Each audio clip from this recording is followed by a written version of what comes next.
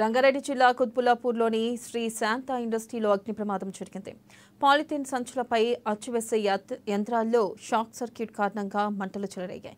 ఇక కార్మికుల సమాచారంతో మంటలను ఫైర్ సిబ్బంది అదుపులోకి తెచ్చారు. సకాలంలో మంటలు ఆరిపోవడంతో ఎవరికీ ఎలాంటి అపాయం జరగలేదని అధికారులు వెల్లడించారు.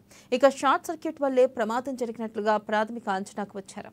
కేసు నమోదు చేసుకున్న పోలీసులు దర్యాప్తు చేస్తున్నారు.